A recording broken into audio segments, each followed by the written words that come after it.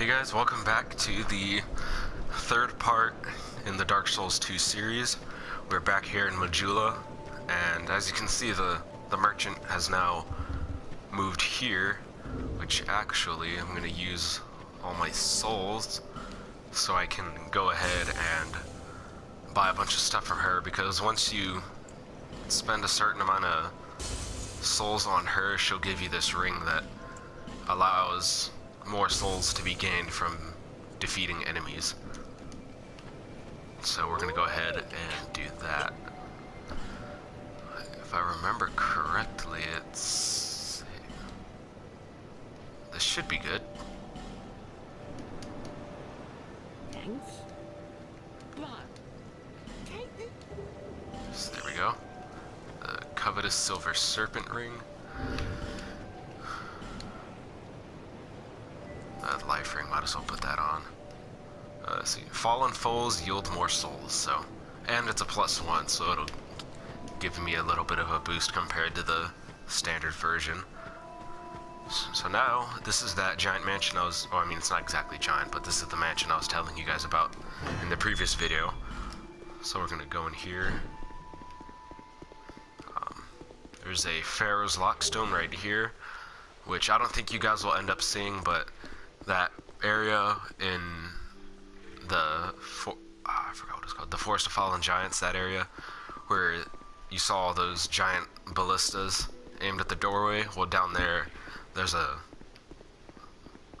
little lock thing that where you put the Pharaoh's Lockstone in to open up a secret area. But in there's a Calamity Ring and a Titanite slab, which I don't think you guys will end up seeing, which, I mean, it's nothing special, so. There's actually a Estus Flask shard right here.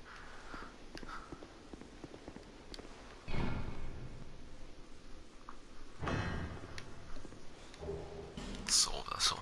Sometimes that can be a black steel katana, but for me, 90% of the time, it's a soul vessel, which you can take to those old ladies that we saw at the very beginning of the game that were kind of, you know, just being annoying and rude, kind of. But you can take that to them, and if you're unhappy with the stats that your character has, like, oh, I wish I should put more points into strength or adaptability or whatever, you can go ahead and use that, and it's like a respec token. For those of you that played Lord of the Rings War in the North, it's the exact same thing. So we're gonna go ahead and give these two Estus Flask shards to the Emerald Herald. Here, however.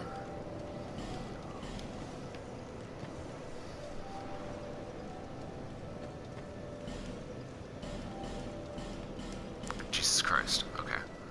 And I'm not gonna buy any armor because after the Pursuer fight is a pretty sweet set of armor and a shield and sword as well, so I'm not gonna bother.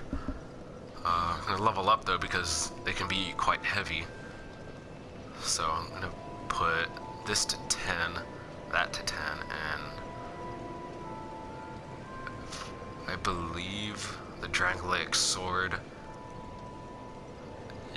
is 25 strength and 20 dexterity, but we're not going to worry about that right now. We'll use the souls gained from that boss fight and use it for this, so.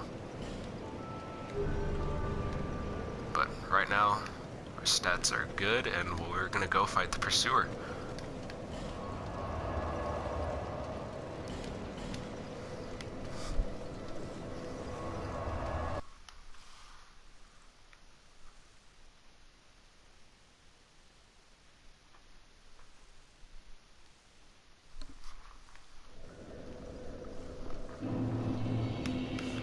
Let's go.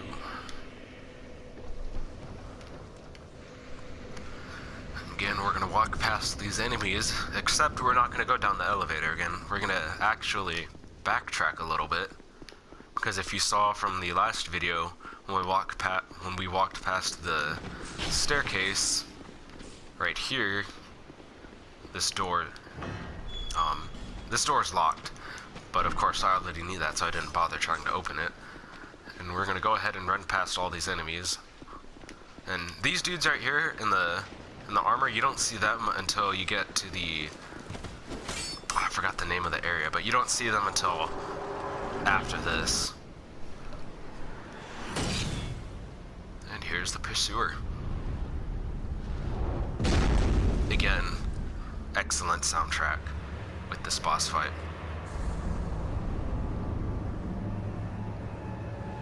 However, this guy looks very intimidating, but can actually be labeled as one of the easiest bosses in the game, because if you see those two ballistas in the back, you can, well, not exactly exploit, because I mean they put it there on purpose, but, oh, okay. So it's, bastard. Okay, it doesn't look like we're going to use the ballistas. This is going to be a much more entertaining boss fight. Oh, how did that miss? Alright, let's go. This guy's not hard either way, but, I mean, if you're having trouble, just know that you can use those ballistas to easily, practically one-shot him.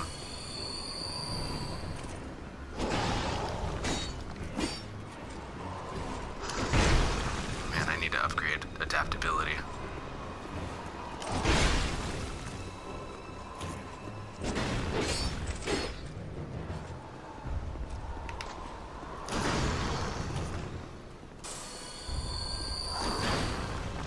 Because it'll help with, that stat will help with dodging as well as, you know, just giving me iframes and using items faster, so I'm not just standing there with my thumb up my ass using a life gem. So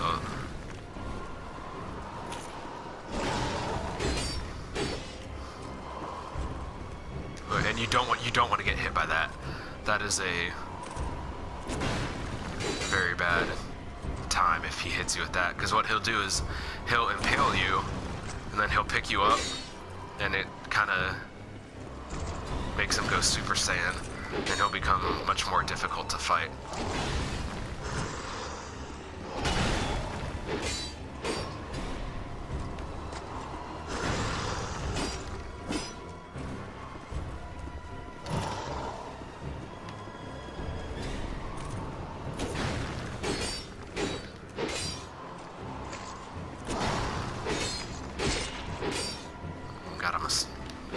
Stun locked him.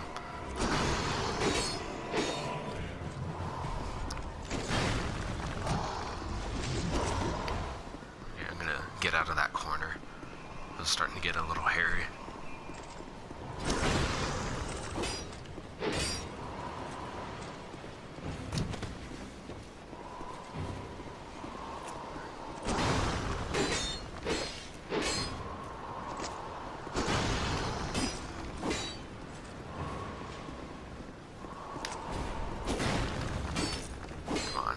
He's almost dead.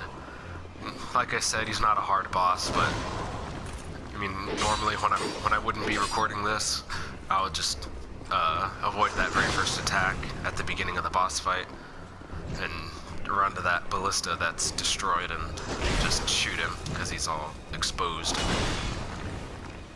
and it'll practically instantly kill him. So that's normally what I do, but apparently the AI said no to that.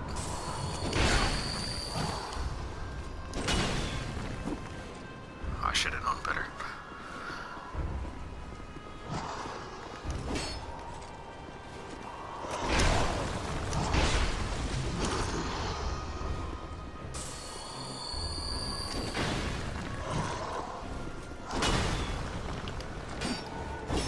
Come on.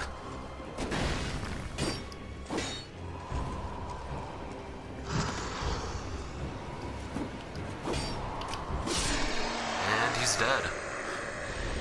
But I don't think that's going to be the end of the video. So what I'm going to end up doing is I'm not going to bother with those guys. So here is the armor, shield, and sword, and I didn't let it stay there for long enough, but when it was showing the list of what I just picked up, it didn't have the helmet. You get the helmet in a much different way later on in the game, so I believe the sword.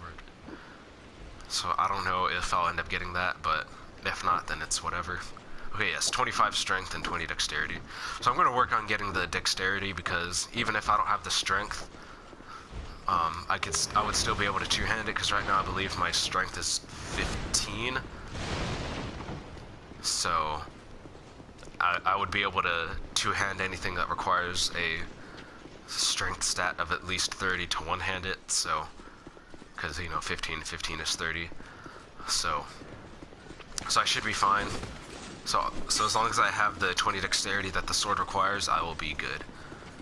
And besides, I prefer to use two-handed weapons in this game specifically, so it's sort of a win-win, I guess. We're gonna go ahead and use his bird to pick us up, but we're not gonna go through the area that it drops us off at. Not yet, at least. So I'm gonna go through the loading screen. And as you can see, the loading screens give you just show random items and the description as well. So that's one way that you can understand the lore. So, yes, there we go. The Lost Bastille, that's the name of this place. We're not going to come here yet. I mean, we're going to light the bonfire, then go back to Majula, because we're going to go through the... what was it called? It's after I can't remember, the Dragon Rider boss. It's like a pirate-ish or themed area. I can't remember what it was called. It's been such a long time since I played this game. But we're gonna go back to Majula, actually, so I'm gonna do that, and we'll probably end this video after the Dragon Rider boss fight. So, and actually, the Pursuer left us a ring of blades, which increases physical attack. So now all my, regular attacks with weapons and whatnot will do extra damage, which is always nice. So we're actually gonna put 2 more points into vitality so I can increase my equipment load so I won't get over encumbered, and everything else will go into dexterity. Oh, exactly enough. That's great. Now hopefully I can equip the Dranglaic sword without going over 70% of my equipment load being taken up, because if it's over 70% then I'll be fat rolling, which I really don't want to deal with. 70.3%, so that is technically over 70, so I should be able to get rid of that life ring and equip the sword and be fine. I don't know if being exactly on 70 makes me fat roll. No, it doesn't, but it's still really slow. So that's something that's gonna have to get worked on as we progress, but as of right now we have some pretty good equipment, so I'm not too worried about, damage or anything like that. So we're gonna go down this way. This is the Heed's Tower of Flame. That's the area that we're going to. We're gonna go through here. There's nothing in here except a shield.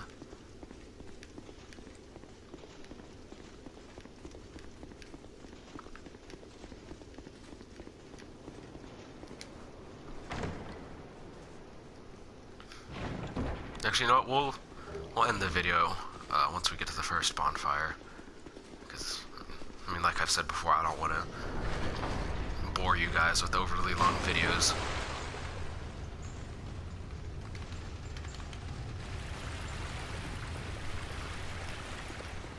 Here, pick up these items. I believe it's a, yeah, there we go, broken thief sword and a Another soul. Soul. Jeez. And we're gonna go up here. This is the Heat's Tower of Flame. Yeah, there we go. And as you can see, another aesthetically beautiful place of the game. This game has a lot of really good looking places.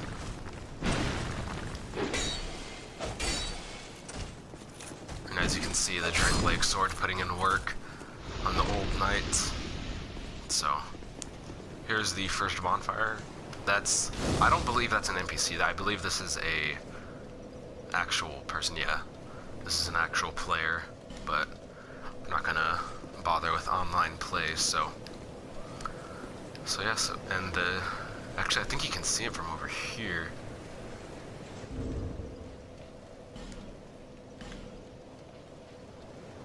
Where is it?